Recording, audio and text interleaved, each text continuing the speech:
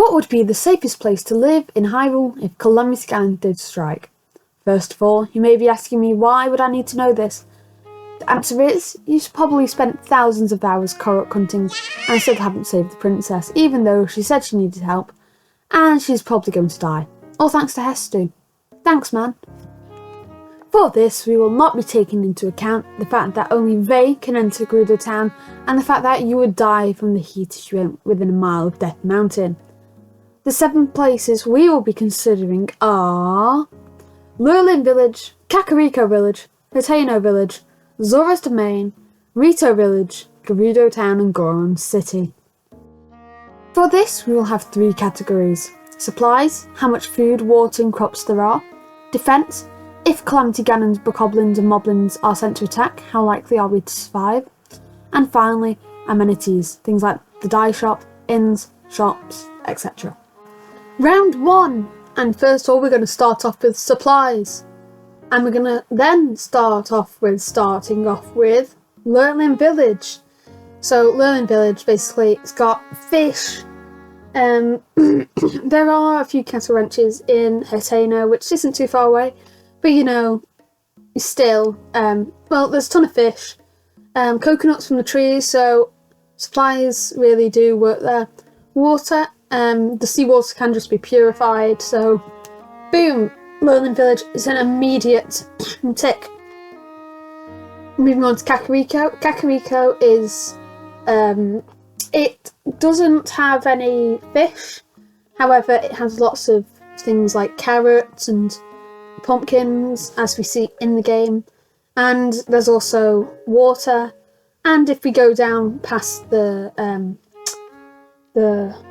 graveyard, then you know there is all that water there.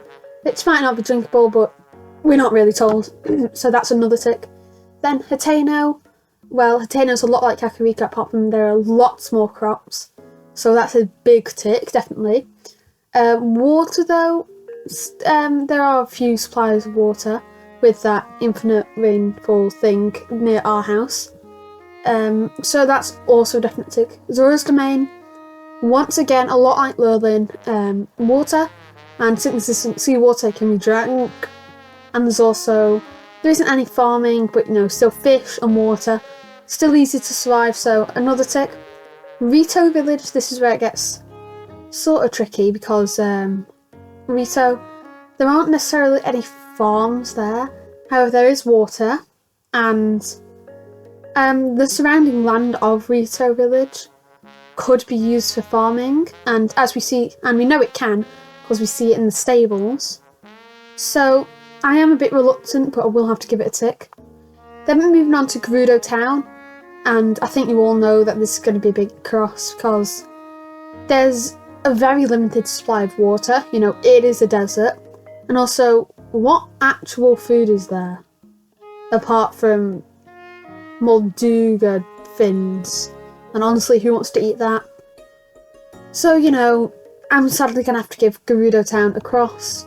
However, we are left with Goron City, and, well, I guess if you're a Goron, you don't need to drink, and I guess you do need to eat, well, they mainly eat rocks, but you know, for like the average Hylian, I know I didn't take this into consideration, but even then, it is like, there are no supplies apart from rocks.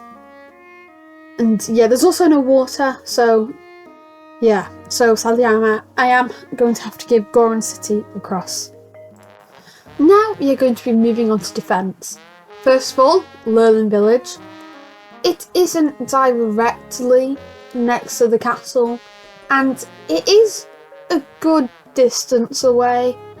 However, I swear there's like 4 people living there, and if like a single silver bokoblin could take out the entire place, obviously not considering the fact that we are like the hero of everything, so yeah, I'm sadly going to have to give Lurelin a cross. Then moving on to Kakariko, I would say that Kakariko does have a good defence, since it is all the Sheikah, and the Sheikah they are like trained to fight, and there's also a ton of people, and it's very secluded, Kakariko. It's like, what, 2 ways in, 2 ways out? So yeah, I think I'm going to have to give that one a tick, purely for its secluded nature and, you know, how many people are there. And look, there's even people fighting and trying to fight you when you first go there. And then moving on to Hateno. So this one, again, I'm going to keep saying this, but Kakariko and Hateno are very similar. Apart from now with Hateno, it isn't as secluded. However, there is a big mountain range and the sea protecting you. But, you know, like, there's still the whole area coming up to Kakariko where there are already a ton of goblins and moblins. So, you know, not as secluded, but there are still lots more people. And also they've got the research lab, which could potentially make weapons. So again, I'm going to give this one a tick. And then moving on to Zora's Domain. Now, the Zora we have seen either in Age of Calamity that the Zora can fight, and like unlike Rivali and Daruk, they're not natural fighters.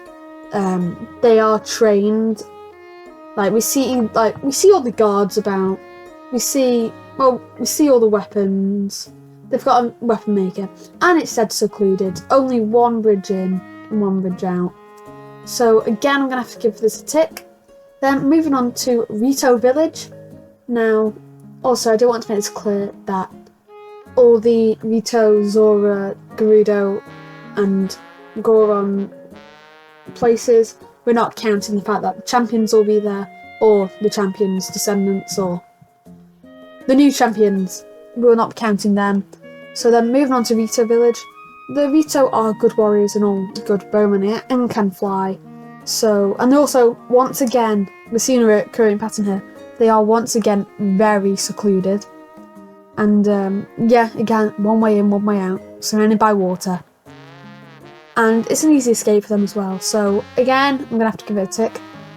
Then Gerudo Town, well, obviously we do see Fire Lizalfos and just normal Lizalfos and Electric Lizalfos hanging around there.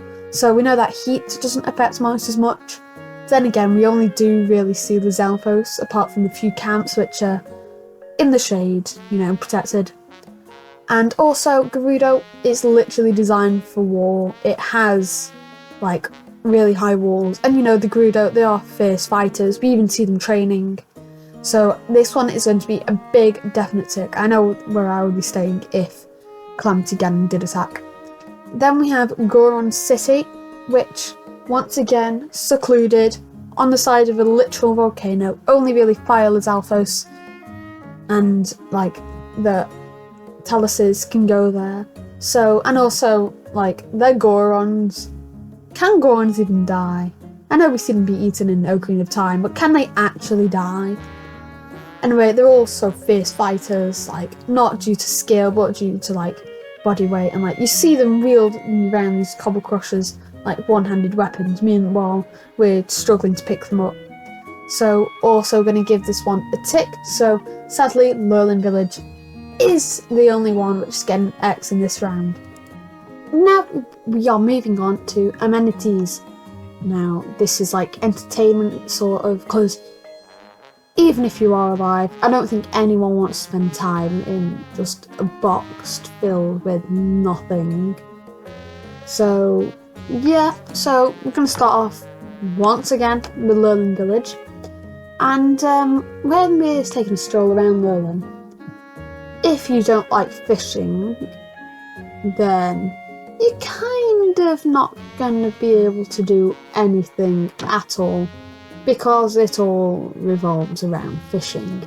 Like, there's an inn, and that's about it, and it is just beds. Like, there's no bar or any place like to get food. It's just fishing. Like, who wants to spend their entire life just fishing? Like, even if you like fishing, you don't want to spend all your time fishing. Like, you just get rid of all the fish. Anyway, so, well, that's obviously X. Then moving on to Kakariko. Well, there's a clothes shop, so like you could try out some new clothes. Yeah. And then there's also the guys like fighting, like you could train, so that's kind of cool. There's also like the shops, you could do a bit of farming. You could do some fishing in the little lake area around Impa's place, but you know, there isn't too many, but there's still enough things to keep you occupied. As always, cookies, you can always just mess with them. So we're going to give Kakariko a tick, and then we're going to move on to Hateno. Now Hateno, I think you already know it's going to be a tick. There's the dye shop, boom, infinite possibilities. Then there's all the general stores, then there's the clothes shop, and then, like, ancient tech lab. Come on, like, if they did that at school, that would be so cool to learn about. Like, you gotta admit. And, like, fishing, once again, you have your own house. So, like, I know you'll probably get one if you went to live in the other places. Like, it's your own house. Like, and it's cool.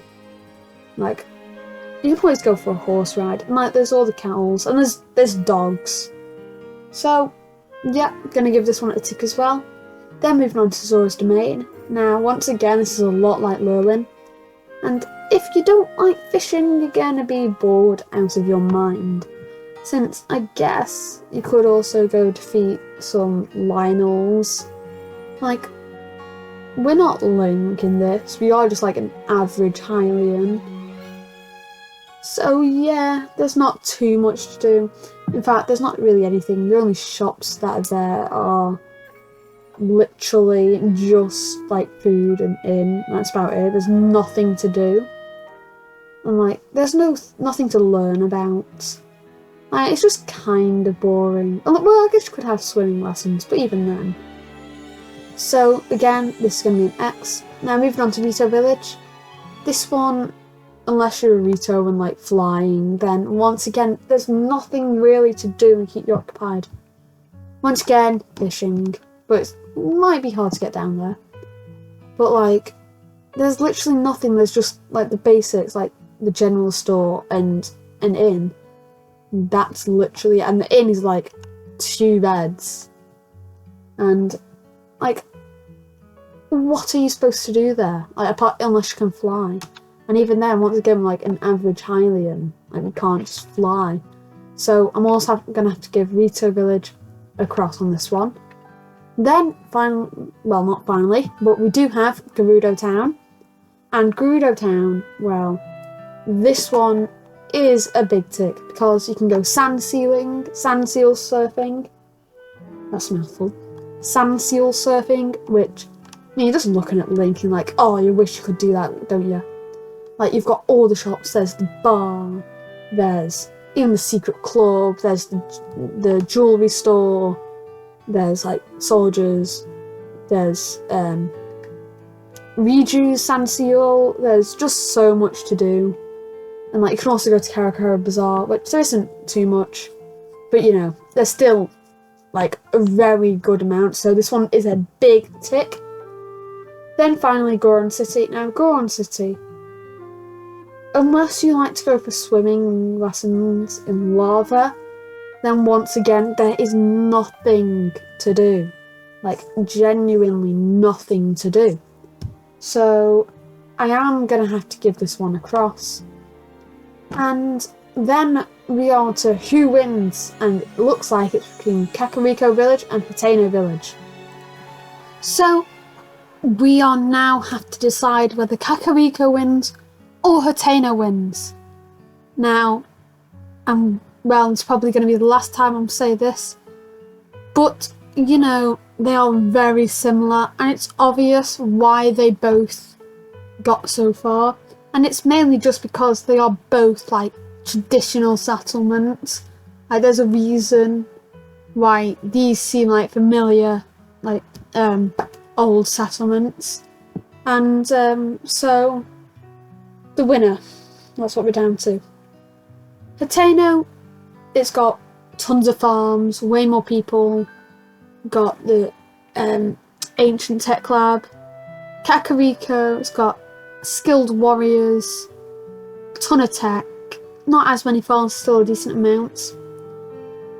However, I am going to have to go with Hateno purely for the fact that there are so many more people and so many more farms. So there we go. Well done, Hateno, you've won. And that is where you should live if Calamity Gannon did strike Hyrule. I'm going to move to Hateno. Be right back.